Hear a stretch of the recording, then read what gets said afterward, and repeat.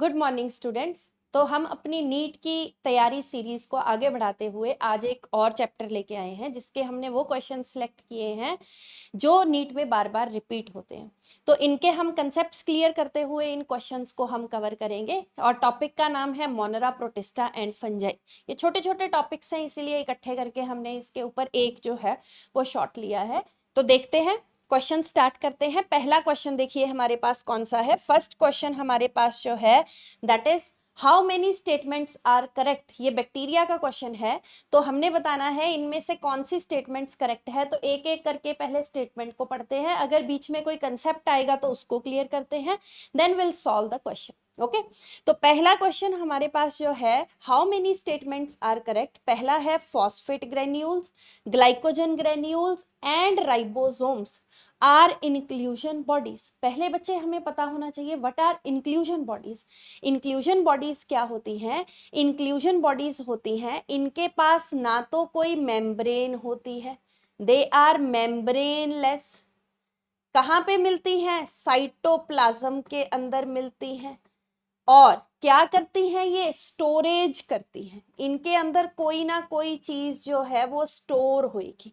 जैसे phosphate granule के अंदर फॉस्फेट स्टोर होएगा, ग्लाइकोजन ग्रेन्यूल के अंदर ग्लाइकोजन स्टोर होएगा, ठीक है। और जो राइबोसोम्स हैं बच्चे, they are not at all storage bodies. ये क्या है? Basically they are the protein factories of the cell. ये सेल की प्रोटीन फैक्ट्रीज हैं। तो पहली दो तो स्टोरेज यूनिट्स हैं, इंक्लूजन बॉडीज हैं, but ribosome is not at all a inclusion body. तो ये स्टेटमेंट हमारी जो है वो गलत हो गई। नेक्स्ट क्वेश्चन देखते हैं, स्टेटमेंट देखते हैं। Gas vacuoles are present in blue green algae. Gas vacuoles, yes, gas vacuoles हमारी एनसीईआरटी कहती है ब्लू ग्रीन एल्गी, और हमारा जो पर्पल और ग्रीन फोटोसिंथेटिक बैक्टीरिया है उसके अंदर मिलते हैं। What is the purpose of gas vacuoles? इनके अंदर गैस स्टोर होती है, बायंसी मिलती है, और उस बायंसी से क्या होता है, हमारे पास जो हमारा ऑर्गेनिज्म है, साइनोबैक्टीरिया है, वो उधर को शिफ्ट कर जाता है जहां को ज्यादा लाइट अवेलेबल होती है, ताकि वो अच्छे से एफिशिएंटली फोटोसिंथेसिस कर सके। तो ये स्टेटमेंट हमारी ठीक हो गई। तीसरा है fimbriae do not play a role in motility. अब देखते हैं फिम्ब्री क्या है। देखो जरा ध्यान से बेटा, बैक्टीरिया का जो हमारे पास सेल है ना, उसमें हमें सरफेस स्ट्रक्चर्स बताए हुए जो कि 3 होते हैं। कौन कौन से हैं जरा देखें हम। 3 होते हैं सरफेस स्ट्रक्चर। एक हमारे पास होता है पिल्लाई, दूसरा हमारे पास होता है फिम्ब्री, तीसरा हमारे पास होता है फ्लैजेला। अगर मैं इनमें थोड़े थोड़े डिफरेंसेस बताऊं फटाफट, तो देखो जरा ध्यान से। पिल्लाई जो है हमारे पास, ये होते हैं इलोंगेटेड स्ट्रक्चर्स। इनका काम क्या है कि जब बैक्टीरिया हमारा कॉन्जुगेशन करता है तो पिल्लाई की हेल्प से एक ट्यूब जैसा स्ट्रक्चर बनता है जिसको हम कॉन्जुगेशन ट्यूब का नाम देते हैं, जिसके थ्रू हमारा जेनेटिक मटेरियल एक्सचेंज होता है। फिम्ब्री क्या करते हैं? फिम्ब्री हमारे पास क्या करेंगे, इनका काम क्या है, जैसे बैक्टीरिया ने किसी होस्ट को इन्फेक्ट किया, अब उसके होस्ट के टिश्यू के साथ जुड़े रहना है, तो उसके लिए छोटे छोटे ब्रेसल लाइक स्ट्रक्चर्स बनाएगा। अगर बैक्टीरिया किसी स्ट्रीम के अंदर है, वाटर स्ट्रीम के अंदर है, वहां रॉक्स के साथ अटैचमेंट करनी है, तो वहां ये छोटे छोटे ब्रेसल लाइक स्ट्रक्चर्स बनाएगा, that are called as fimbriae. Flagella क्या है? फ्लैजेला जो है वो हमारे पास क्या करता है, मोटिलिटी में हेल्प करता है, बैक्टीरिया की मूवमेंट में हेल्प करेगा। अब देखो सरफेस स्ट्रक्चर्स में हमने 3 रिवाइज किए। एक हमने कहा पिल्लाई है, दूसरा हमने कहा फिम्ब्री है, तीसरा हमने कहा फ्लैजेला है। तो पिल्लाई भी कोई मोटिलिटी में रोल प्ले नहीं करता, फिम्ब्री भी कोई रोल प्ले नहीं करता, कौन करता है? सिर्फ फ्लैजेला करता है। समझ आई बात?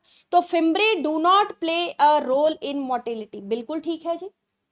ठीक है, नेक्स्ट स्टेटमेंट देखते हैं। Ribosomes of a polysome translate the mRNA into proteins.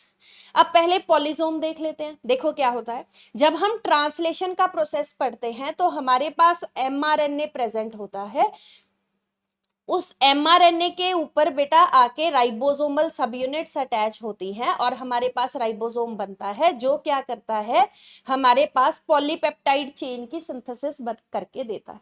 लेकिन इन केस ऑफ बैक्टीरिया एक एमआरएनए के ऊपर एक नहीं, दो नहीं, बहुत सारे राइबोसोम्स इकट्ठे अटैच हो जाते हैं and they help in the translation of synthesis of a protein.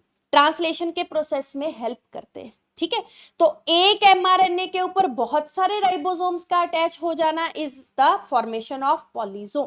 तो ribosomes of a polysome translate the mRNA into proteins. बिल्कुल ठीक है, प्रोटीन्स बनाने में हेल्प करेंगे। तो अगर हम देखें एक बार फिर से इन स्टेटमेंट्स को, पहली स्टेटमेंट में हमने कौन सा कंसेप्ट किया है? इंक्लूजन बॉडीज का। साइटोप्लाज्मिक एग्रीगेट्स मेम्ब्रेन नहीं होती, किसी चीज को स्टोर करेंगे। गैस वैक्यूल्स किस किस में प्रेजेंट है? साइनोबैक्टीरिया के अंदर प्रेजेंट है, purple and green photosynthetic bacteria के अंदर प्रेजेंट है। फिम्ब्री, सरफेस स्ट्रक्चर्स तीन हैं, फिम्ब्राई हो गया, पिल्लाई हो गया एंड फ्लैजेला हो गया, जिसमें से हमारे फिम्ब्रे छोटे ब्रिसल लाइक स्ट्रक्चर है, अटैचमेंट में हेल्प करेंगे। पिल्लाई जो है वो इलोंगेटेड स्ट्रक्चर्स हैं, कॉन्जुगेशन ट्यूब बनाने में हेल्प करेंगे। फ्लैजेला मोटिलिटी में हेल्प करता है। पॉलीसोम क्या होता है? एमआरएनए के ऊपर बहुत सारे राइबोसोम्स अटैच हो जाते हैं and help in the synthesis of proteins. ठीक है, तो इसमें हमारी कितनी स्टेटमेंट्स ठीक हो गई? 3 ठीक हो गई, एक गलत हो गई, तो आंसर विल बी 3, क्योंकि हमने एग्जामिनर को करेक्ट स्टेटमेंट्स बताने। आई होप बच्चे इसमें तुम्हें 2-3 कंसेप्ट क्लियर हो गए होंगे। तो आगे चलते हैं नेक्स्ट क्वेश्चन की तरफ। नेक्स्ट क्वेश्चन हमारा जो है, which of the following statement is correct with respect to bacteria. तो हमने बताना है कि कौन कौन सी स्टेटमेंट्स इनमें से ठीक है विद रेस्पेक्ट टू बैक्टीरिया। देखो, पहली चीज, cell wall is made up of peptidoglycan. Cell wall, gram staining, cell membrane, इसी के ऊपर क्वेश्चन है, तो थोड़ा सा हम बैक्टीरिया का सेल एनवेलप देख लेते हैं। देखो ध्यान से, हमारे पास बैक्टीरिया के अंदर जो सेल एनवेलप है उसमें 3 चीजें, ध्यान से देखो, उसमें कौन कौन सी 3 चीजें हैं हमारे पास? सबसे बाहर जो हमें दिखाई देता है बच्चे, दैट इज द ग्लाइकोकेलियक्स। ये जो दिखाई दे रहा है दैट इज ग्लाइकोकेलियक्स।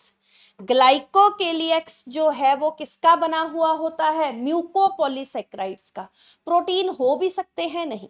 एक यहाँ पे और एडिशनल चीज हम देखते हैं, अगर ये लूज है तो इसको कहते हैं स्लाइम, स्लाइम लेयर। अगर ये थिक है, टफ है, तो हम इसको कैप्सूल का नाम देते हैं।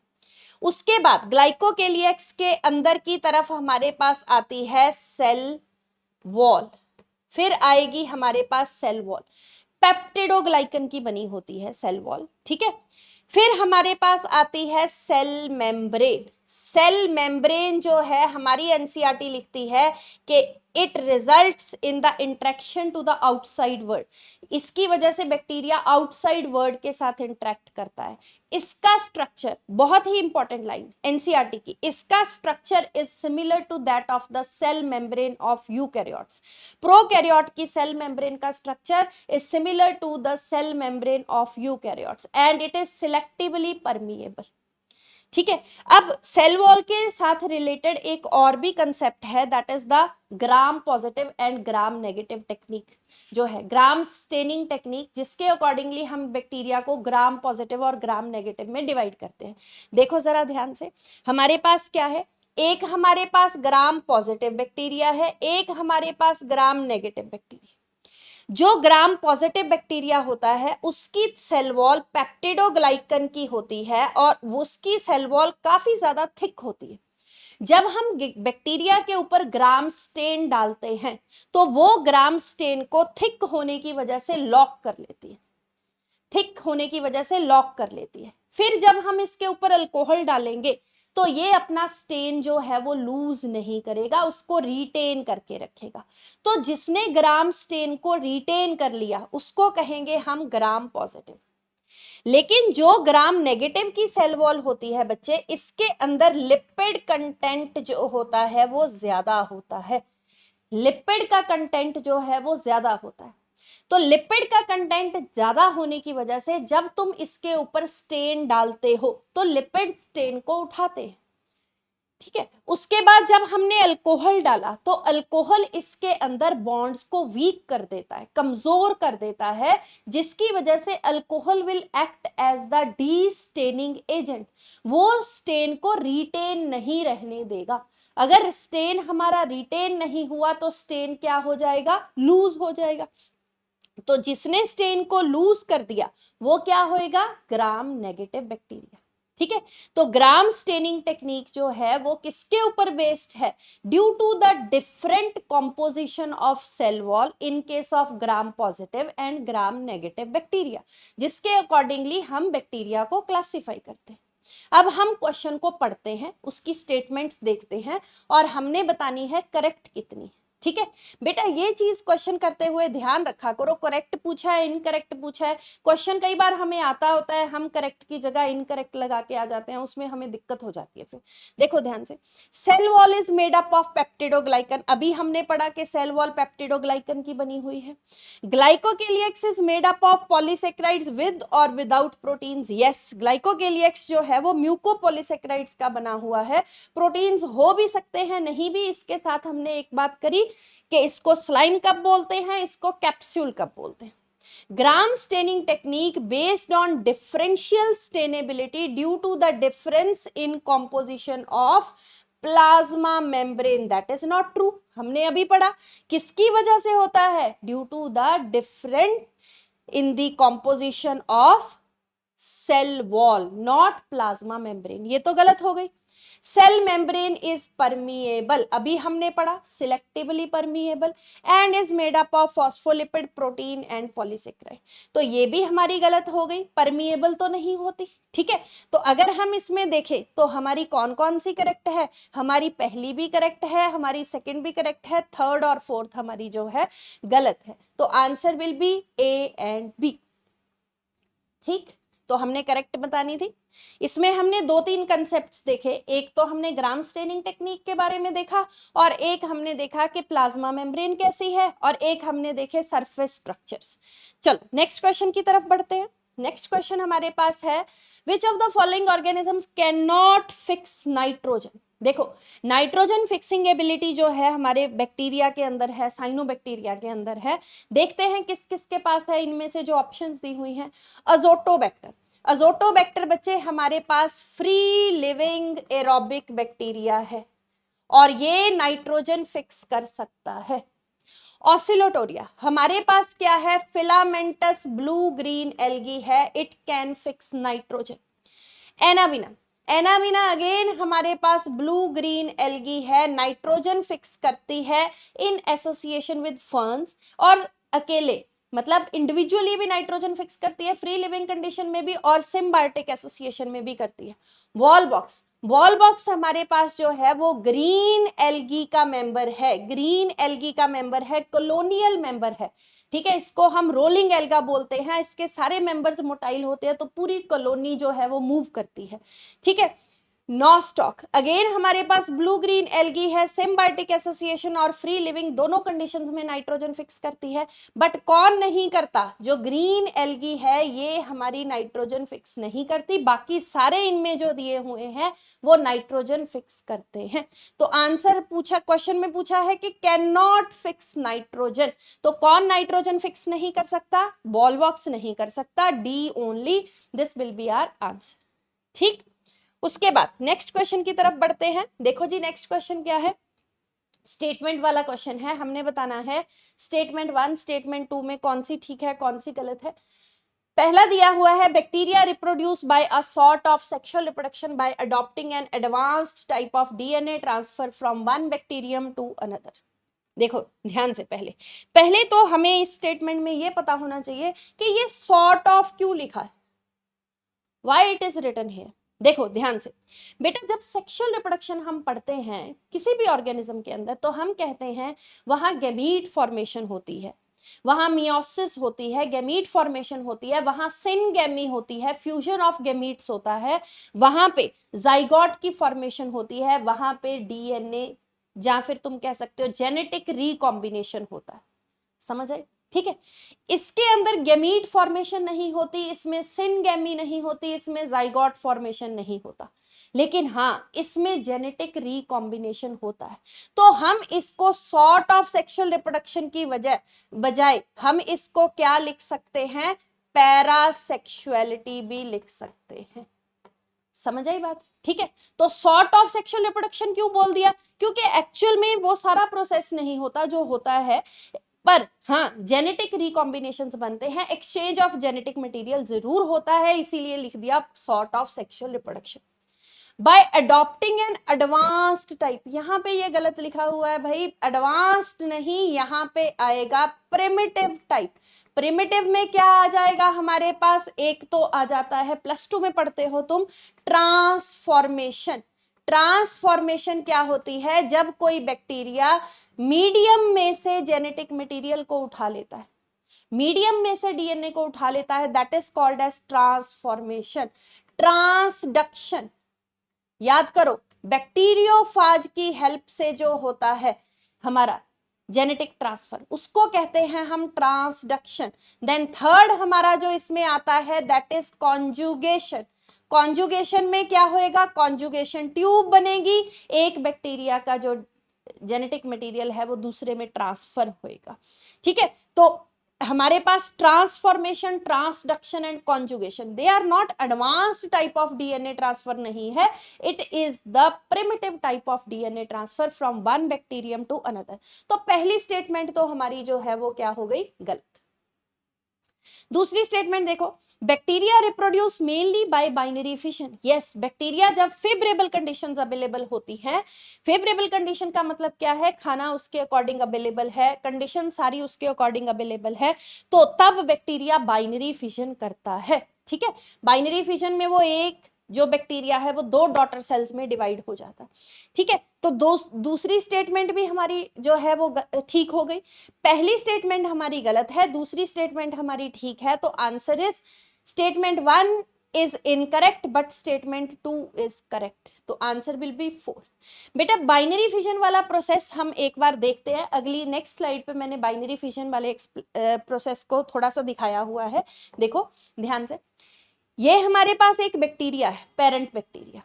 पहले ये बैक्टीरिया हल्का सा इलोंगेट करेगा सेल उसका, जैसे ही इलोंगेट कर गया उसके बाद डीएनए रेप्लिकेशन होनी शुरू हो जाएगी while attach to the mesosome. Mesosome क्या होता है, ये प्लाज्मा मेम्ब्रेन की एक्सटेंशंस होती है। ठीक है, तो while attach to the mesosome हमारा जेनेटिक मटेरियल की रेप्लिकेशन हो जाएगी। जब जेनेटिक मटेरियल रेप्लिकेट हो जाएगा तो जो सेल इलोंगेट हो रखा है उसके बीच में सेंट्रीपिटल सेप्टम की फॉर्मेशन होनी शुरू हो जाती है। तो यहाँ पे सेंट्रीपिटल सेप्टम की फॉर्मेशन होनी शुरू हो गई।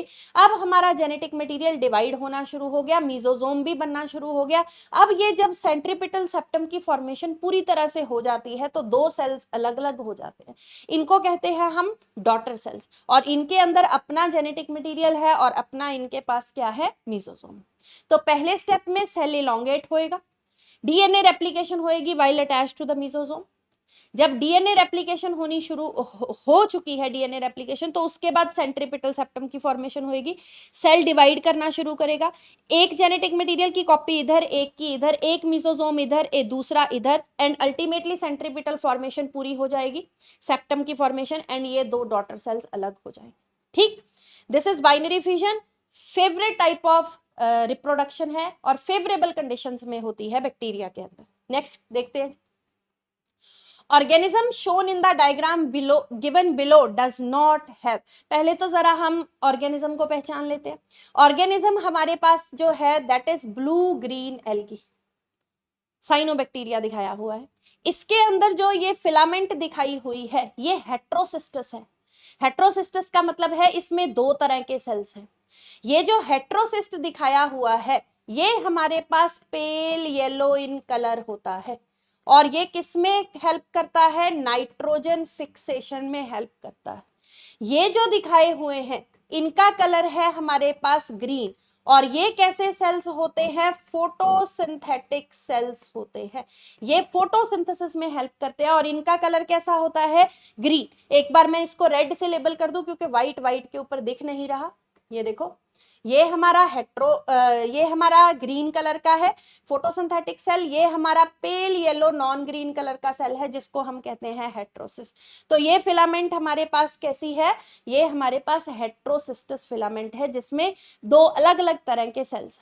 अब हम साइनोबैक्टीरिया के कुछ कैरेक्टर्स करते हैं, देखते हैं और उसके अकॉर्डिंगली इस क्वेश्चन को सॉल्व करते हैं। देखो, हमें प्रोकैरियोटिक सेल का पता है, उसमें 70s राइबोसोम्स होते हैं। Ribosomes are the protein factories, तो किसमें हेल्प करेंगे?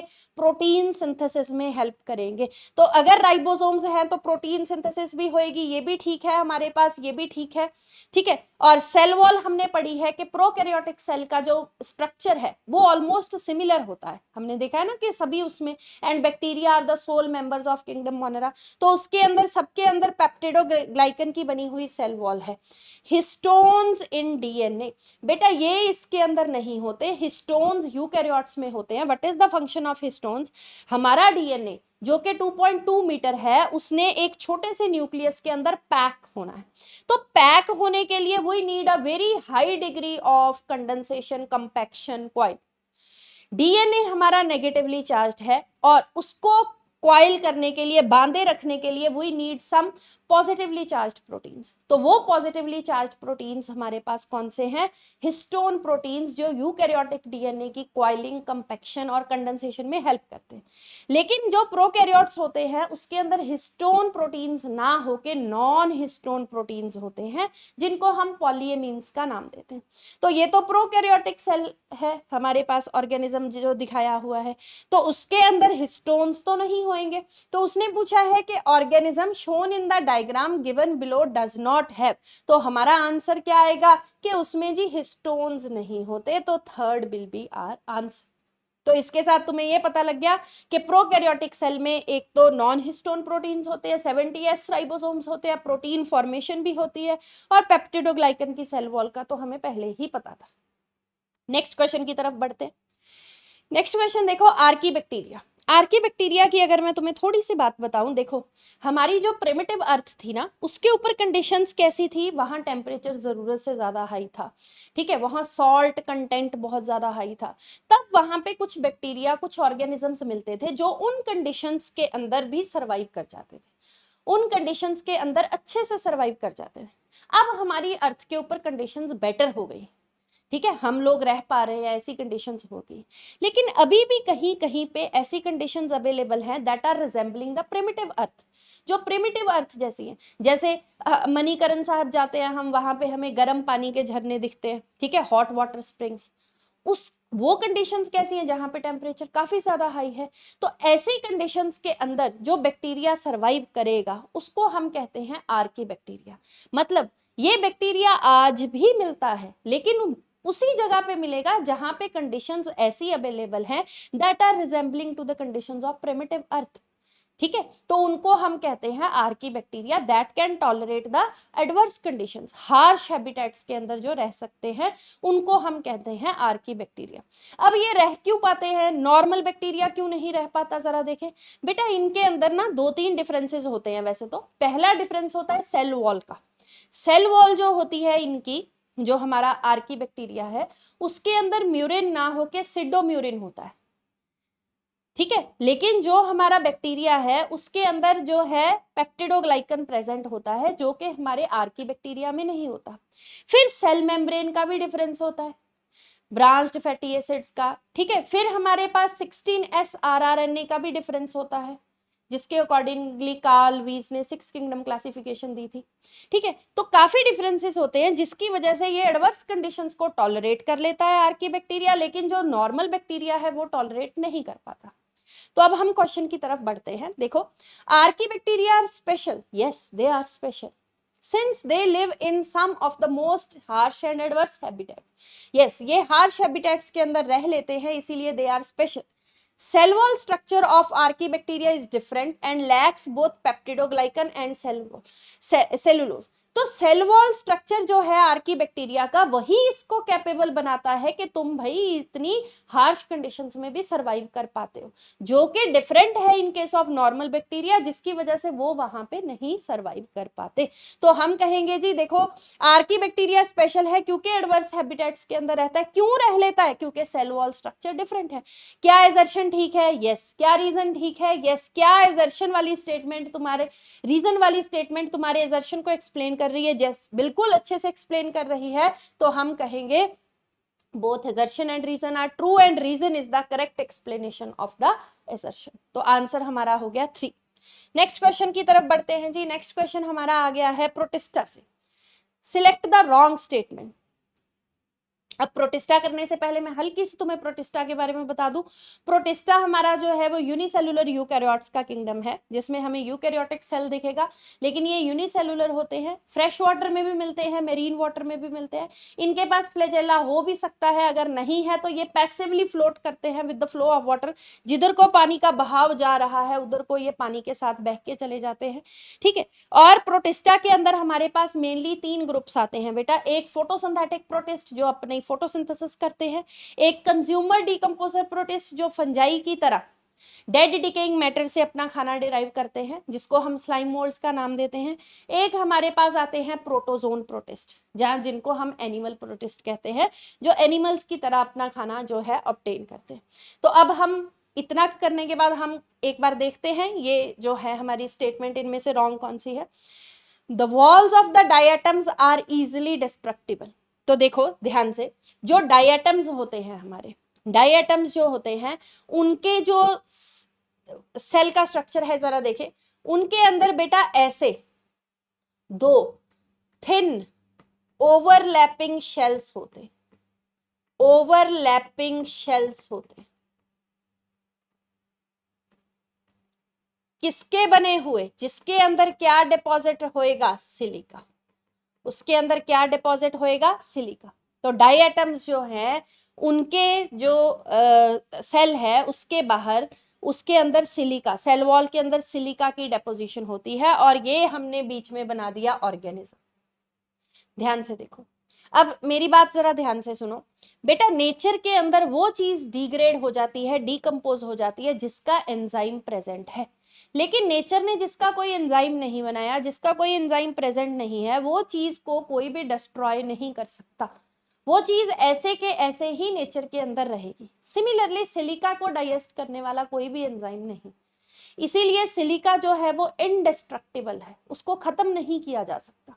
तो यहां पे क्या बताया है? Walls of the diatoms are easily destructible. हमने अभी पढ़ा कि सिलिका का कोई भी एंजाइम नहीं है जो उसको डिग्रेड कर पाए, इसीलिए उसकी सेल वॉल को डिस्ट्रक्ट नहीं किया जा सकता, डिस्ट्रॉय नहीं किया जा सकता। लेकिन इसने कहा है कि हम इजिली उसको खत्म कर सकते हैं, तो ये तो हो गई हमारी रॉन्ग। दूसरा देखो, diatomaceous earth is formed by the cell wall of the diatoms. अब देखो मेरी बात ध्यान से सुनो, ये रेड कलर का बीच में हमने ऑर्गेनिज्म बनाया। अब जब क्या होएगा, ऑर्गेनिज्म की डेथ हो जाएगी, ऑर्गेनिज्म की डेथ हो जाएगी, पीछे बचे ये शेल्स, इनको डिस्ट्रॉय करने वाला तो कोई है नहीं, तो ये क्या करेंगे, जिस वाटर बॉडी के अंदर ये डायटम्स थे उसके बॉटम के ऊपर ये इकट्ठे होते जाएंगे। जब बीच में से ऑर्गेनिज्म की डेथ हो गई, ये ऑर्गेनिज्म हमने बीच में से खत्म कर दिया, अब बचा हमारे पास क्या, सिलिका का शेल्स। ये क्या करेंगे, नीचे bottom of the water body के ऊपर इकट्ठे होते जाएंगे, इकट्ठे होते जाएंगे, एंड ओवर द ईयर्स जब ये इकट्ठे होंगे तो उसको हम कहते हैं डायटमिशियस अर्थ। ठीक है, diatomaceous earth is formed by the cell walls of diatoms, बिल्कुल ठीक है। Diatoms are chief producers in the ocean. Chief producers मतलब इनकी प्रोडक्टिविटी ओशियंस के अंदर काफी ज्यादा है। पहले तो ओशियन क्यों लिखा है, क्योंकि ये हमें फ्रेश वाटर में भी मिलते हैं और ये हमें मेरीन वाटर में भी मिलते हैं, मेरी वाटर में मिलते हैं, इसीलिए हमने इसको ओशियंस लिखा है। चीफ प्रोड्यूसर क्यों लिखा है, क्योंकि बेटा ये जो सिलिका है ना, ये ग्लास हाउस की तरह काम करता है, तो बहुत इफेक्टिवली सनलाइट को ट्रैप कर लेता है, जिसकी वजह से फोटोसिंथेसिस जो है काफी एफिशिएंटली होती है। They contribute a good amount of, you can say photosynthetic इनकी कैपेसिटी है, तो अच्छा कंट्रीब्यूशन है इनका in the production of oxygen and in the absorption of CO2। Then diatoms are microscopic, yes they are microscopic, बहुत छोटे छोटे होते हैं, and float passively in water. इनके पास बेटा फ्लैजेला नहीं होता, डायटम्स के पास कोई फ्लैजेला नहीं होता, और ये छोटे छोटे हैं, पानी के अंदर मिलते हैं। आज पानी के बहने की डायरेक्शन इधर को है तो ये बह के इधर को चले गए, आज डायरेक्शन इधर है तो ये बह के उधर को चले जाएंगे, तो पैसिवली फ्लोट करते हैं। तो हमारी सेकेंड, थर्ड और फोर्थ तीनों स्टेटमेंट्स ठीक हैं, पहली स्टेटमेंट गलत है और हमने एग्जामिनर को रॉन्ग स्टेटमेंट बतानी थी, तो हमारा first will be the answer. तो इसमें देखो 2-3 कंसेप्ट तुम्हारे डायटम के क्लियर हो गए, कि एक तो उनकी सेल वॉल किस चीज की बनी है, दूसरा कैसे बनी है, ऑर्गेनिज्म कहां पड़ा हुआ है, तीसरा कि जब ऑर्गेनिज्म की डेथ हो जाती है तो उसके बाद उसके सेल का क्या होता है, उसकी वॉल जो सिलिका के शेल्स है उनका क्या होता है वो हमने देख लिया, ठीक है। और ये माइक्रोस्कोपिक है, इनके पास फ्लैजेला नहीं है, इसीलिए ये पैसिवली फ्लोट करते हैं। नेक्स्ट क्वेश्चन की तरफ बढ़ते हैं। ये हमारे पास डायटम्स है, एनसीईआरटी की पिक्चर है हमारे पास, ये माइक्रोस्कोपिक है। नेक्स्ट देखो, choose the correct pair of statements. पहली स्टेटमेंट है dinoflagellates have stiff cellulosic plates on the outer surface of the cell wall. Dino का मतलब, डाई का मतलब होता है दो, फ्लैजेलेट्स का मतलब फ्लैजेला। इनके पास दो फ्लैजेला होते हैं, एक होते हैं ट्रांसवर्स और एक हमारा होता है लॉन्गिट्यूडिनल, ठीक है। दो फ्लैजेला होते हैं और इनके सेल के बाहर स्टिफ सेलुलोज की प्लेट्स होती हैं जिसको हम थीका और लॉरिका का नाम देते हैं। बिल्कुल ठीक है, ये डाइनोफ्लैजेलेट्स के पास दो प्लेट्स होती हैं, सेलुलोज की बनी हुई स्टिफ प्लेट्स होती हैं और दो फ्लैजेला होते हैं। Dinoflagellates have silica embedded in their cell walls and hence the walls are indestructible। अभी तो हमने पढ़ा है कि उसमें स्टिफ सेलुलोजिक प्लेट्स होती है, और सिलिका वाला तो हमने डाई एटम्स में पढ़ा था, नॉट इन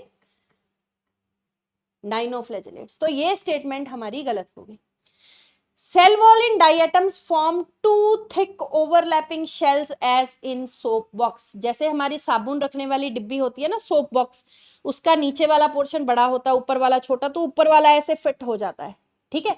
ऐसे ही कहते डाइएटम की सेल वॉल होती है, बिल्कुल ठीक है।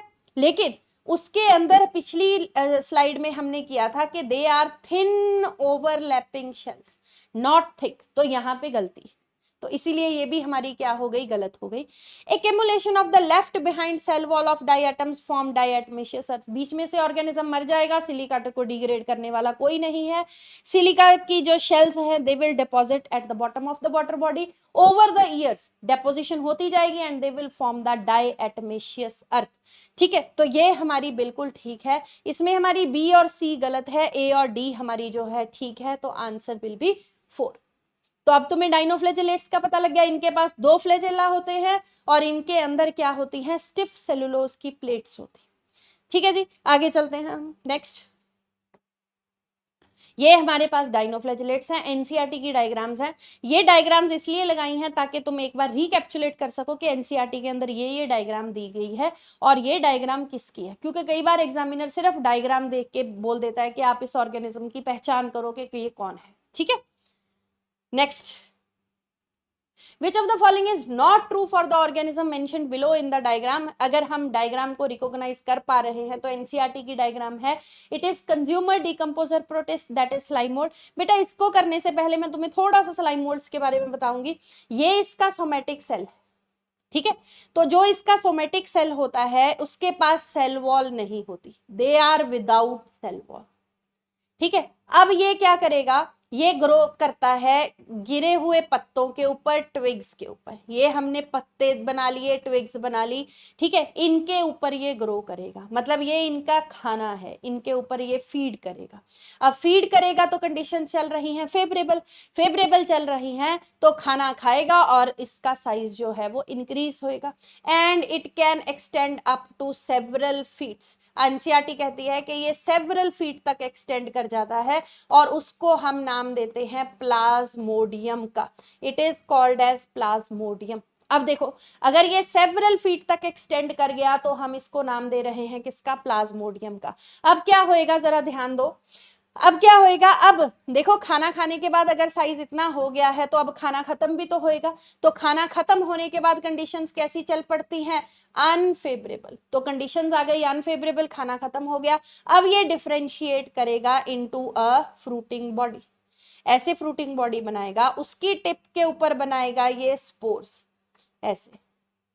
हाँ, स्पोर्स के 3 फीचर्स बड़े अच्छे से याद रखेंगे हम। क्या, पहला, ये जो स्पोर्स होते हैं इनके पास ट्रू सेल वॉल प्रेजेंट होती है, लेकिन somatic cell wall without cell wall. दूसरी चीज, इनके अंदर जो ट्रू सेल वॉल प्रेजेंट होती है, और दूसरी चीज ये क्या होते हैं, दे आर एक्सट्रीमली रेजिस्टेंट। ये एक्सट्रीमली हमारे पास क्या होते हैं, रेजिस्टेंट होते। वेट,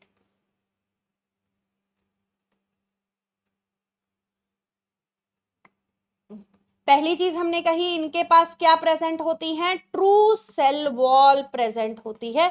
दूसरा, दे आर एक्सट्रीमली रेजिस्टेंट, काफी देर तक सरवाइव कर सकते हैं इन एडवर्स कंडीशंस। तीसरी हमने क्या चीज देखनी है, ये डिस्पर्स होते हैं by air current, air current से ये क्या होंगे, डिस्पर्स होंगे, एक जगह से दूसरी जगह जाएंगे, जहां गिरेंगे वहां, पहले एक्चुअल में इनमें ना वो स्वार्म सेल्स बनते हैं, फिर इनमें सेक्सुअल रिप्रोडक्शन होती है, वो हमारी एनसीईआरटी नहीं बताती, तो हम इसको यहीं तक देखते हैं।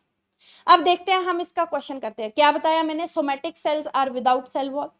फिर क्या होता है उसके बाद, ये जब ग्रो करते हैं तो ये फॉलन लीव्स, ट्विग्स, उनके ऊपर ग्रो करते हैं, उनको खा खा के अपना साइज इंक्रीज करते हैं। एनसीईआरटी लिखते हैं it can go up to several feet, जिसको हम प्लाज्मोडियम का नाम देते हैं। ठीक है, फिर क्या होता है, जब खाना खत्म होता है तो कंडीशंस हो जाती हैं अनफेवरेबल, तो अनफेवरेबल कंडीशंस के चलते ये क्या करेगा, ये डिफरेंशिएट करके फ्रूटिंग बॉडीज बनाएगा। उसके अंदर क्या बनेंगे हमारे पास, कुछ spores, extremely resistant, true cell wall होएगी and disperse by air currents. ठीक है, तो ये वाले जो हमारे पास बन गए स्पोर्स जो हैं, फिर इनमें मैंने तुम्हें बताया कि स्वार्म सेल्स बनते हैं, रिप्रोडक्शन होती है, वो हमने इतना मेंशन नहीं करना। ठीक है, अब हम इस क्वेश्चन को देखते हैं ध्यान से।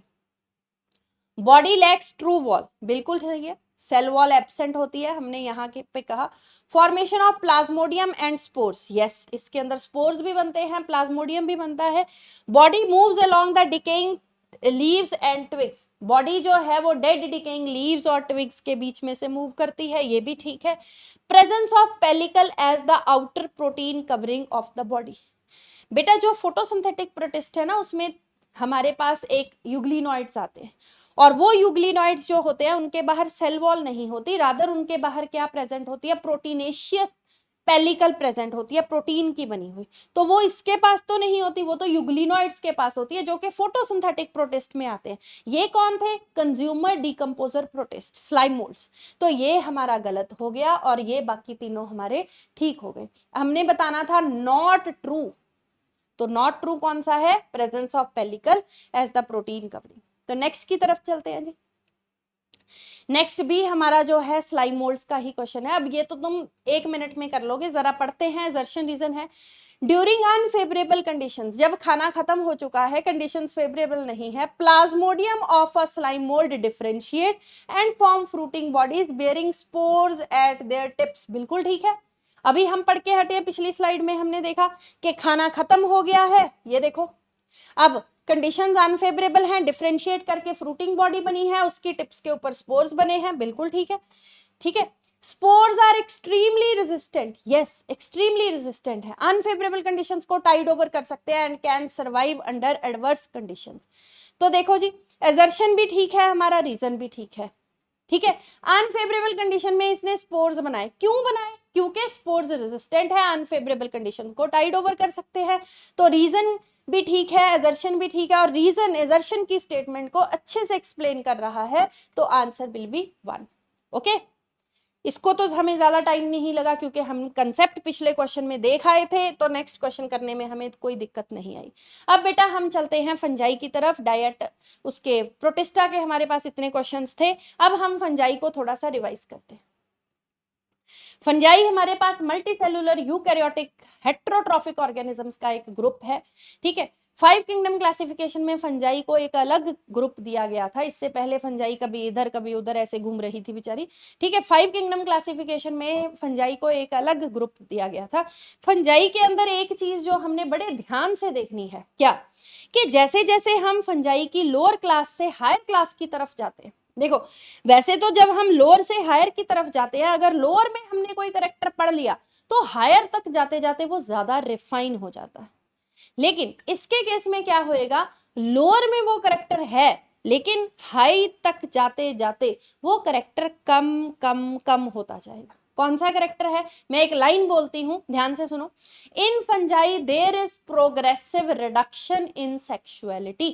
प्रोग्रेसिव का मतलब लोअर से हायर की तरफ जाते जाते रिडक्शन, कमी हो रही है, किसकी, सेक्सुअलिटी की। कैसे, एक क्लास आएगी higher class of fungi basidiomycetes, जिसमें सेक्स ऑर्गन्स इन्वॉल्व ही नहीं होते, 2 सोमैटिक सेल्स आपस में फ्यूज करते हैं और रिप्रोडक्शन होती है।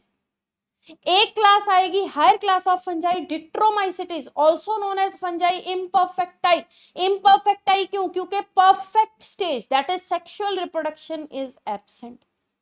तो हमने क्या कहा कि in fungi there is progressive reduction in sexuality. Yes, क्योंकि basidiomycetes higher class sex organs नहीं है इन्वॉल्व, और deuteromycetes higher class sexual reproduction is totally absent. लेकिन और बथेरे ग्रुप्स पढ़े हैं हमने, जैसे हमने वो पढ़ा है क्या कहते हैं, प्लांटी में हमने एल्गी पढ़ी है, ब्रायोफाइटा पढ़ा है। इनमें हम देखते हैं कि जैसे जैसे हम एल्गी से लेके एंजियोस्पर्म्स तक बढ़े तो हमने देखा कि बहुत चीजें चेंज हो गई और वो फीचर एडवांस होता गया, ऐसे नहीं कि कोई डिक्रीज हुआ। अब हम जरा क्वेश्चन की तरफ देखते हैं, ध्यान देते हैं। In fungi sexual apparatus decreases in complexity from lower to higher forms. Lower to higher forms में सेक्सुअल अपरेटस जो है वो डिक्रीज करता है। लो से जब तुम हायर की तरफ जाओगे, यहाँ पे सेक्सुअल अपरेटस था, यहाँ पे सेक्सुअल अपरेटस डिक्रीज कर गया। बिल्कुल ठीक है, हमने भी कहा कि there is progressive reduction in sexuality. Reason in algae, algae की बात कर रहा है, sexual apparatus increases in complexity from simple to higher form. Lower to higher forms में एल्गी के अंदर सेक्सुअल अपरेटस जो है वो इंक्रीज कर रहा है। यस, और तो किसी के अंदर हमने नहीं पढ़ा। दोनों स्टेटमेंट्स ठीक है, लेकिन फंजाई में ऐसा क्यों है, ये रीजन वाली स्टेटमेंट एक्सप्लेन नहीं कर रही। तो हम कहेंगे असर्शन भी ठीक है, रीजन भी ठीक है, but reason is not the correct explanation of assertion. तो अगले की तरफ बढ़ते हैं। तो यहाँ पे बहुत इंपॉर्टेंट तुम्हें लाइन पता लग गई, साथ में तुम्हें ये पता लग गया कि बेसिडियोमाइसिटीज के अंदर सेक्स ऑर्गन्स इन्वॉल्व नहीं होते और डिट्रोमाइसिटीज के अंदर सेक्सुअल रिप्रोडक्शन एब्सेंट होती है। डिट्रोमाइसिटीज का सेकंड नाम है fungi imperfecti. Okay, read the following statements carefully and choose the correct option. देखो पहली स्टेटमेंट क्या है, Neurospora is used extensively in biochemical and genetic work. Neurospora को देखो, तुमने जेनेटिक्स पढ़ी है, उसमें हमने पढ़ा है कि हमारे जो जेनेटिक्स के एक्सपेरिमेंट्स हैं वो ड्रोसोफिला के ऊपर हुए, फ्रूट फ्लाई के ऊपर हुए, ड्रोसोफिला के ऊपर। लेकिन अगर तुमने वो पढ़ा है one gene one enzyme hypothesis, Beadle and Tatum, उसका जो मॉडल ऑर्गेनिज्म था जिसके ऊपर उसने काम किया था, that was a fungi, that is Neurospora. तो अगर फंजाई में से ऑर्गेनिज्म सेलेक्ट करें तो दैट इज न्यूरोस्पोरा, अगर हम इंसेक्ट्स में से करें तो वो है हमारे पास ड्रोसोफिला। तो अगर तुमसे पूछे कोई कि फंजाई के अंदर ड्रोसोफिला कौन है, तो तुम बताओगे न्यूरोस्पोरा। इसीलिए बेटा इसको हम ड्रोसोफिला ऑफ द फंजाई बोल देते हैं। Neurospora is used extensively in biochemical and genetic work. Yes, और एक बात और बताऊं, न्यूरोस्पोरा क्रासा पिंक कलर का मोल्ड है, क्योंकि इसके जो कोनिडिया बनते हैं वो पिगमेंटेड बनते हैं, इसीलिए इसको पिंक मोल्ड भी कह देते हैं। अगली स्टेटमेंट में उसने फिर हमें बता ही दिया, penicillium is called blue green mould. Yes, penicillium जिससे पहली एंटीबायोटिक मिली थी, पेनिसिलियम नोटेटम से पेनिसिलिन, उसका कलर जो है वो ब्लू ग्रीन है। कहां से आता है कलर? क्योंकि पिगमेंटेड कोनिडिया बनते हैं। कोनिडिया का कलर आता है जिसकी वजह से पिगमेंटेड मोल्ड्स बनते हैं। Asci are arranged in different types of fruiting bodies called as ascocarp. Ascocarp ऐसे पूरी तरह से क्लोज्ड भी हो सकता है, थोड़ा सा ऊपर से ऐसे खुला भी हो सकता है। ठीक है, क्लियर? तो ये जो मैक्रोस्कोपिक बॉडी बनी है that is the fruiting body, इसको कहेंगे हम एस्कोकार्प। ये क्या है हमारे पास? दैट इज द क्या कहते हैं, मैक्रोस्कोपिक है। अब इसके अंदर ये मैक्रोस्कोपिक बॉडी हमें स्पोर्स बना के देती है। अब इसके अंदर microscopic sac like structures present होते हैं जिसको हम कहते हैं एक को एस्कस और बहुत सारों को एस्काई। ये जो हैं they are called as asci, और इनके अंदर मियोसिस होती है, मियोसिस से हैप्लॉइड स्पोर्स बनते हैं। तुम्हें याद होएगा सेक्सुअल रिप्रोडक्शन के 3 steps, plasmogamy, karyogamy and meiosis. Plasmogamy में प्रोटोप्लाज्म फ्यूजन, उसके बाद हायर क्लासेस में कैरियोगेमी डिले हो जाती है। ठीक है, कैरियोगेमी जब डिले होती है तो उसके बीच विचकार जो स्टेज बनती है that is dikaryotic stage, transition phase बनती है जिसमें एक ही साइटोप्लाज्म में 2 न्यूक्लियाई पड़े होते हैं। उसके बाद जब मियोसिस होती है तो वो इन सैक लाइक स्ट्रक्चर्स के अंदर होती है, एक को एस्कस, बहुत सारों को एस्काई, और ये एस्काई इकट्ठे होके किसके ऊपर लगे हुए हैं, हमारी फ्रूटिंग बॉडी बनाते हैं, that is called as ascocarp. अगर मैं बताऊं मेरी एक उंगली दैट इज एस्कस, जिसमें होएगी meiosis, seat of karyogamy and meiosis, मेरी सारी उंगलियां चारों दैट इज एस्काई। क्या हो गए ये? एस्काई। अब मेरा पूरा हाथ जिसके अंदर एस्काई अरेंज्ड है उसको क्या कहेंगे? Ascocarp. That is a macroscopic structure जिसके अंदर क्या बनेंगे? हमारे स्पोर्स बनेंगे। ठीक, ध्यान से। Asci are arranged in different types of fruiting bodies called as ascocarp. Different type क्यों बोला है? क्योंकि मैंने तुम्हें बताया ये पूरी तरह बंद भी हो सकती है, उसको हम कहते हैं क्लीस्टोथीसियम।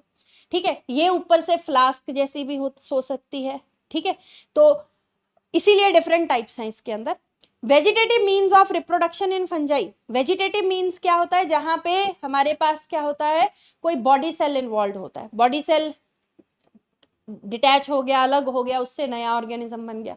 तो fungi occur by fragmentation, budding and fission. Fragmentation, कोई एक्सीडेंट या इंजरी की वजह से फंजाई का हाइफी जो है वो टूट गया, जितने टुकड़े हुए उतने टुकड़े will give rise to the new organism. Budding क्या होती है? हमारे पास जो पेरेंट हाइफी है उसके ऊपर क्या होती है? एक बड बनती है जो कि क्या करेगी? फिर इसका जो न्यूक्लियस है, इसका जेनेटिक मटेरियल है, उसकी कॉपी इसमें ट्रांसफर हो जाएगी। अल्टीमेटली ये यहाँ से डिटैच हो जाती है, डिटैच होके अलग होके it will grow into a new organism, उसको हम कहते हैं बडिंग। देन हमारे पास आती है फिशन। फिशन तो हम करके ही हटे हैं, पहले हमने बाइनरी फिशन देखी है, वैसे ही उसी तरीके से होती है हाइफा की। देखो ध्यान से, फिशन का मतलब है जब एक जो है वो दो में डिवाइड हो जाएगा। अब हमारे पास पहला भी ठीक था, दूसरा भी ठीक था, तीसरा भी, चौथा भी, चारों ठीक थे, तो हम इसका आंसर क्या देंगे? All are correct. तो इसमें हमें क्या पता चला? Pink mould, Neurospora crassa, Drosophila बोलते हैं। जेनेटिक एक्सपेरिमेंट्स हुए हैं इसके ऊपर, बीडल एंड टॉटम ने किए हैं, one gene one enzyme hypothesis के अंदर। पेनिसिलियम, ब्लू ग्रीन मोल्ड है, पहली एंटीबायोटिक मिली थी पेनिसिलिन, पेनिसिलियम नोटेटम से। Asci are arranged into different type of fruiting body, ऊपर से खुली भी हो सकती है, पूरी तरह बंद भी हो सकती है, फ्लास्क जैसी भी हो सकती है। Vegetative means of reproduction are fragmentation, budding and हमारे पास कौन सी है? That is fission. Yes, next. Okay, conidia, sporangiospore, oospore, zoospore, ascospore, how many of the above type of spores जो है आर सेक्सुअल स्पोर्स? बेटा इस क्वेश्चन में ना अक्सर बच्चे कंफ्यूज रहते हैं कि सेक्सुअल स्पोर कौन से होते हैं, सेक्सुअल स्पोर्स कौन से होते हैं। देखो ध्यान से, अभी हमने पढ़ा कि सेक्सुअल रिप्रोडक्शन के 3 स्टेप्स हैं। पहला स्टेप क्या है हमारे पास? प्लाज्मोगेमी। दूसरा स्टेप हमारे पास क्या है? कैरियोगेमी। प्लाज्मोगेमी जो होती है उसके बाद क्या होता है? हमारे पास एक ही उसके अंदर 2 न्यूक्लियाई आ जाते हैं साइटोप्लाज्म के अंदर। ठीक है, कईयों के अंदर कैरियोगेमी डिले हो जाती है, ठीक है, लेकिन कईयों के अंदर कैरियोगेमी तभी के तभी हो जाते। देखो जो लोअर क्लासेस है उसके अंदर plasmogamy is immediately followed by karyogamy, then meiosis, उसमें स्पोर्स तभी के तभी बन जाते हैं। लेकिन हायर क्लासेस के अंदर पहला स्टेप जब प्लाज्मोगेमी होता है, दो अलग अलग हाइफी जो है वो आपस में फ्यूज करते हैं, तो उनका सिर्फ प्रोटोप्लाज्म फ्यूज करता है। एक ही प्रोटोप्लाज्म में हमें क्या दिखते हैं? 2 न्यूक्लियाई, जिसको हम N+N कंडीशन बोलते हैं। अगर तो इमीडिएटली कैरियोगेमी हो जाती तो हमें ये स्टेज ना दिखती, लेकिन हायर क्लासेस के अंदर कैरियोगेमी डिले हो जाती है तो हमें ये स्टेज दिखाई देती है, जिसमें एक ही साइटोप्लाज्म में 2 न्यूक्लियाई पड़े हैं। इसको हम कहते हैं डाइकैरियोटिक स्टेज, और इसको हम कहते हैं डाइकैरियन। ठीक है, इसको हम N+N लिखेंगे। जब डिले खत्म हो जाता है तब हमारे पास कुछ सैक लाइक स्ट्रक्चर्स या कुछ क्लब शेप्ड स्ट्रक्चर्स बनते हैं, जिनके अंदर ये क्या होती है? Karyogamy and meiosis. तो मियोसिस हो जाएगी तो इसके अंदर हमारे पास 4 या 8 क्या बनते हैं? हमारे पास स्पोर्स बनेंगे। देखो जो स्पोर्स सेक्सुअल रिप्रोडक्शन के बाद बने, मियोसिस के बाद बने, उनको हम कहते हैं सेक्सुअली फॉर्म्ड स्पोर्स, या फिर उनको क्या कहते हैं हम? मियोस्पोर्स। ठीक है, लेकिन ये हाइफा था, कंडीशंस अनफेवरेबल चल रही थी, इसने क्या किया? अपने टिप्स के ऊपर ऐसे क्या बनाने शुरू कर दिए? स्पोर्स बनाने शुरू कर दिए। तो इसकी कंडीशन क्या थी? N। तो जो स्पोर बन रहा है वो भी क्या होएगा? हमारे पास N होएगा, वो स्पोर भी हमारे पास क्या होएगा? N होएगा। इसमें कोई सेक्सुअल रिप्रोडक्शन हुई नहीं, इसमें मियोसिस हुई नहीं, तो ये स्पोर्स कैसे बने हैं? माइटोटिकली फॉर्म्ड स्पोर्स, और इनको हम कहेंगे एसेक्सुअल स्पोर्स। ठीक है, जो हमारे पास बने थे after sexual reproduction, plasmogamy, karyogamy and meiosis के बाद, उनको कहेंगे मियोस्पोर्स या फिर sexually formed spores. Sexually formed spore कौन कौन से हैं हमारे पास? एस्कोस्पोर्स, बेसिडियोस्पोर्स, और हमारे पास कौन से हैं? ऊस्पोर्स। और एसेक्सुअली फॉर्म्ड स्पोर्स कौन कौन से हैं जरा हम देखें। एसेक्सुअली फॉर्म्ड स्पोर्स कौन कौन से हैं हमारे पास? कोनिडिया, सोप्रेंजियोस्पोर्स और हमारे पास कौन से हैं? जूस्पोर्स। तो ये तीन हमारे पास कौन से स्पोर्स हैं? ए सेक्सुअली फॉर्म्ड, और ये तीन कौन से हैं? Sexually formed. अब आई होप कि तुम्हें सेक्सुअली और ए सेक्सुअली फॉर्म्ड स्पोर्स का कंसेप्ट क्लियर हो गया होगा। अब हम जरा देखते हैं कि इनमें से हमने क्या बताने हैं, सेक्सुअल स्पोर्स कौन कौन से हैं। कोनिडिया एसेक्सुअल है, सोप्रेंजियोस्पोर एसेक्सुअल है, ऊस्पोर सेक्सुअल स्पोर है, जूस्पोर हमारा जो है वो भी क्या है? एसेक्सुअल है, एस्कोस्पोर हमारा जो है वो सेक्सुअल स्पोर है। तो कितने हो गए हमारे पास? 2। तो हमने एक चीज यहाँ पे और सीखी है, लोअर क्लासेस में प्लाज्मोगेमी के बाद कैरियोगेमी इमीडिएटली हो जाती है, फिर मियोसिस इमीडिएटली हो जाती है। हायर क्लासेस में प्लाज्मो के बाद कैरियोगेमी डिले हो जाती है। तो हमें ये स्टेज दिखाई देती है जिसमें एक ही प्रोटोप्लाज्म के अंदर क्या दिखाई दे रहे हैं हमें? 2 न्यूक्लियाई। इसको कहते हैं डाइकैरियोटिक स्टेज। जब ये डिले खत्म हो जाता है तो फिर होती है कैरियोगेमी एंड मियोसिस। तो उस मियोसिस के बाद जो स्पोर्स बनते हैं they are called as sexually formed spores और मियोस्पोर्स। ठीक है जी, नेक्स्ट क्वेश्चन की तरफ बढ़ते हैं। ये बेटा हमने जो है स्पोर्स दिखाए हुए हैं, ये हमारे जू स्पोर्स हैं जो मोटाइल होते हैं। ये हमारे sporangiophore that is the special hyphae जिसके अंदर क्या बनते हैं? सोप्रेंजियोस्पोर्स। कोनिडिया, कोनिडिया जो है वो स्पेशल हाइफी के ऊपर बनता है जिसको हम देते हैं नाम कोनिडियोफोर का। अब ये कोनिडियोफोर जो है वो ब्रांच्ड भी हो सकता है, वो अनब्रांच्ड भी हो सकता है। उसकी टिप्स के ऊपर जो बनेंगे उनको कहते हैं कोनिडिया। तो ये तीनों जो दिखाए हुए हैं they are asexually formed spores और या फिर जो माइटोसिस से बनेंगे। नेक्स्ट देखो जी, next question, which group of fungi shows the following characters. तो देखते हैं हम कौन से कैरेक्टर्स की बात हो रही है। देखो ध्यान से, पहला कैरेक्टर है सेप्टेट हाइफी विद डोलीपोर। ध्यान से देखो, सेप्टेट और एसेप्टेट हाइफी का मतलब क्या है? लोअर क्लासेस के अंदर हमें जो हाइफा मिलता है उसमें क्या होता है हमारे पास? लोअर क्लासेस के अंदर उसमें हमारे पास क्या है? ये हमारे पास हाइफा है, ये न्यूक्लियस है, ये न्यूक्लियस डिवाइड कर गया, फिर से डिवाइड कर गया, फिर से। एनसीईआरटी क्या लिखती है कि ऐसा लगता है जैसे एक tube is filled with multi nucleated cytoplasm, क्योंकि बीच में कोई सेप्टा, कोई क्रॉस वॉल की फॉर्मेशन नहीं हुई। तो मल्टी न्यूक्लिएटेड साइटोप्लाज्म के साथ भरी हुई एक ट्यूब, उसको हम कहते हैं एसेप्टेट हाइफी, जिसमें हमारे पास सेप्टा नहीं बनेगा। लोअर क्लासेस में मिलता है फाइकोमाइसिटीज जिसमें oomaइसिटीज एंड ज़ाइगोमाइसिटीज आते हैं। जो हायर क्लासेस हैं उनके अंदर क्या होता है? ये न्यूक्लियस डिवाइड किया एंड बीच में क्या बन गई हमारे पास? क्रॉस वॉल फॉर्मेशन, फिर से क्रॉस वॉल फॉर्मेशन, फिर से हमारे पास क्रॉस वॉल फॉर्मेशन। इसको हम कहते हैं सेप्टेट हाइफी। ये हमें किस में मिलेगा? हायर क्लासेस में, यूमाइकोटा, एस्कोमाइसिटीज, पिसिडियोमाइसिटीज में मिलेगा और साथ में मिलेगा फंजाई इम्परफेक्टाई में भी, दैट इज डिट्रोमाइसिटीज, सेप्टेट हाइफी। अब जो बेसिडियोमाइसिटीज है उसकी एक खास बात है। क्या खास बात है? कि ये मैंने बनाया उसका सेप्टा, उस सेप्टा में से ऐसी बैरल शेप्ड आउटग्रोथ्स निकलती। इस बैरल शेप्ड आउटग्रोथ्स को हम किसका नाम देते हैं? डोलीपोर सेप्टम का। It is called as dolipore septum. तो किसका करेक्टर है? Basidiomycetes, that is club fungi का। ठीक है, तो सेप्टेट हाइफी विद डोलीपोर, यहां से तो हमें पता ही लग गया कि कौन सी की बात कर रहा है, बेसिडियोमाइसिटीज। क्लब शेप्ड हाइफी, बेटा इसमें देखो पहले प्लाज्मोगेमी होएगी सेक्सुअल रिप्रोडक्शन के बाद, फिर कैरियोगेमी होनी थी लेकिन डिले हो गई, तो बीच में बनी हमारे पास डाइकैरियोटिक स्टेज। तो उस डाइकैरियोटिक स्टेज के चलते हमारे पास क्या बनती हैं? क्लब शेप्ड हाइफी बनते हैं जिनके अंदर सेक्सुअल स्पोर्स बनते हैं, ऐसे दिखते। और इसके ये इसका है बेसिडियोकार्प।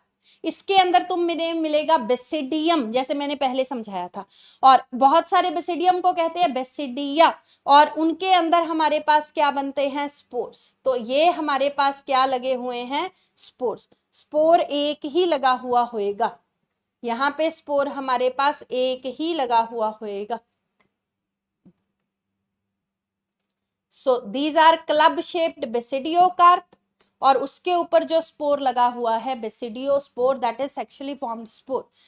क्लब शेप्ड हाइफा है, सेक्सुअल स्पोर्स बनाएगा। यस, किसका character, club fungi, that is basidiomycetes. Sexual reproduction by fusion of two somatic cells of different strain.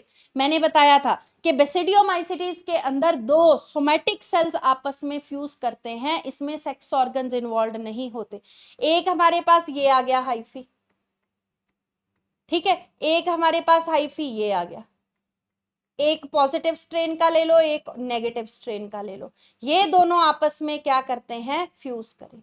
तो जब ये फ्यूज करेंगे तो that is called as somatogamy, उसको कहते हैं सोमेटोगेमी, जिसमें सेक्स ऑर्गन्स इन्वॉल्व नहीं होते। ठीक है, best decomposers of the wood, yes, basidiomycetes जो है वो हमारी वुड की बेस्ट डीकम्पोजर्स हैं। अब ऑप्शंस में देखो, बेसिडियोमाइसिटीज तो नाम ही नहीं दिया हुआ, क्या दिया हुआ है, सैक फंजाई। याद करो, सैक लाइक स्ट्रक्चर्स किसमें बनाए थे, एस्कोमाइसिटीज के अंदर। तो सैक फंजाई, बेटा ये नाम भी हमें पता होने चाहिए, कई बार मैच द कॉलम आ जाता है इसमें। क्लब फंजाई अभी हमने देखा, क्लब शेप्ड किसमें बने हैं हमारे पास, बेसिडियोमाइसिटीज में। फिर एल्गल फंजाई, एल्गल फंजाई हमारे पास कौन सी है, ऊमाइसिटीज। क्यों एल्गल फंजाई, क्योंकि इसकी सेल वॉल, कईयों की सेल वॉल के अंदर, इसके मेंबर्स के अंदर, ऊमाइसिटीज के अंदर कईयों की सेल वॉल में सेलुलोज प्रेजेंट होता है। Conjugation fungi, zygomycetes. क्यों कॉन्जुगेशन फंजाई का नाम देते हैं, क्योंकि इसमें दो हाइफी जो हैं उनके टिप के वहां पे फ्यूजन होने से क्या बनता है हमारे पास, जाइगोस्पोर बनता है। तो ये अगर देखें हम तो थोड़ा थोड़ा कॉन्जुगेशन के साथ रिजेंबल करता है, that's why it is called as conjugation fungi. ठीक है, तो इनमें से हमारे पास फिर कौन सी ऑप्शन बनती है, ये सारे फीचर्स किसको बिलोंग करते हैं, क्लब फंजाई को। देखो क्लब फंजाई के कितने फीचर्स तुम्हारे रिवाइज हो गए, हाइफी सेप्टेट क्योंकि हायर क्लास है, डोलीपोर सेप्टम, सेप्टा में से निकलेंगी हमारे पास barrel shaped outgrowths, dolipore septum is the characteristic feature of basidiomycetes. Club shaped hypha sexual spores बनाएगा, सेक्सुअल स्पोर्स का नाम क्या है, बेसिडियोस्पोर्स, बाहर की तरफ बनेंगे, नंबर होएगा 4। ठीक, सेक्सुअल रिप्रोडक्शन में sex organs are not involved, दो सोमैटिक सेल्स जो हैं वो फ्यूज करते हैं ऑपोजिट स्ट्रेन के, they are the best decomposers of wood. और साथ ही में इसी क्वेश्चन में क्या पता चला, सैक फंजाई का नाम है ascomycetes, club fungi basidiomycetes, algal fungi हमारी ऊमाइसिटीज, एंड कॉन्जुगेशन फंजाई हमारी जाइगोमाइसिटीज। नेक्स्ट देखते हैं जी, how many of the following are characteristics of mushroom. Mushroom again किसको बिलोंग करती है, हमारी बेसिडियोमाइसिटीज को। ठीक है, और ये जो तुम्हें दिख रहा है दिस इज द बेसिडियोकार्प, ये जो दिख रहा है तुम्हें बेसिडियोकार्प है। और अगर तुम्हें पता हो एडिबल मशरूम कौन सी है जिसको हम खाते हैं, दैट इज अगेरिकस, अगेरिकस को हम खाते हैं। तो ये क्या है हमारे पास, इसका बेसिडियोकार्प है, उसके अंदर ये जो है दैट इज द स्टाइप, ये एनुलस है, और ये हमारे पास जो है पाइलस है, इसके नीचे जो होते हैं उनको हम नाम देते हैं गिल्स का। देखो हायर क्लास ऑफ फंजाई है तो हमारे पास क्या होएगा, सेप्टेट माइसिलियम, पिछली उसमें पढ़ के हटे हो, यस सेप्टेट माइसिलियम होता है। एडिबल एस्कोकार्प, अभी तो हमने कहा ये बेसिडियोमाइसिटीज को बिलोंग करती है, तो बेसिडियोकार्प होना चाहिए था ना, एस्कोकार्प का तो कोई मतलब ही नहीं है। यूकैरियोटिक, शुरू में मैंने बताया था सारी फंजाई यूकैरियोटिक है, ठीक है, और मल्टीसेलुलर है except one, that is yeast, जो कि क्या है हमारे पास यूनिसेलुलर, यूकैरियोटिक स्ट्रक्चर है, यस। इसमें सेक्स ऑर्गन्स नहीं होते, अभी हम पढ़ के हटे हैं पिछले उसमें के सेक्स ऑर्गन्स एब्सेंट होते हैं, दो बॉडी सेल्स आपस में फ्यूज करते हैं जिसको हम कहते हैं सोमेटोगेमी। ठीक है, ये किस चीज को प्रूव करता है, there is progressive reduction in sexuality in fungi. ठीक है, यस ये भी ठीक है। एंडोजीनसली प्रोड्यूस सेक्सुअल स्पोर, हमने ये बनाया था क्लब शेप्ड स्ट्रक्चर, उसके बाहर की तरफ मैंने 4 स्पोर्स बनाए थे जिनका नाम था बेसिडियोस्पोर्स। एंडोजीनस का मतलब होता है अंदर की तरफ, एक्सोजीनस का मतलब होता है बाहर की तरफ, तो ये तो एक्सोजीनस होना चाहिए था, तो ये हो गया गलत। डिलेड कैरियोगेमी, हायर क्लास है तो पहली स्टेप होएगा सेक्सुअल रिप्रोडक्शन का प्लाज्मोगेमी, कैरियोगेमी हो जाती है डिले, बीच बिचकार एक ट्रांजिशन स्टेज बनती है जिसका नाम है हमारे पास डाइकैरियोटिक फेज, फिर उसके बाद कैरियोगेमी एंड मियोसिस होती है हमारे पास। तो डिलेड कैरियोगेमी भी ठीक है। तो इसमें से कितने करेक्टर्स जो हैं वो मशरूम के हैं, 1 2 3 4, 4 हमने मार्क करे हैं, तो आंसर हमारा होएगा 4। ठीक है जी। तो इसके साथ हमने फंजाई, प्रोटिस्टा और मोनेरा के कुछ क्वेश्चंस करके कुछ टॉपिक्स हमने कुछ बीच में से कंसेप्ट हमने बेटा रिवाइज किए हैं। अब अगर एक बार तुम एनसीईआरटी उठा के पढ़ के देखोगे तो तुम्हें काफी चीजें जो है वो रिकॉल हो जाएंगी बड़ी जल्दी जल्दी। तो ऐसे ही कुछ इंपॉर्टेंट कंसेप्ट्स को रिवाइज करने के लिए जुड़े रहिए हमारे साथ। ठीक है। Thank you for watching. Thank you.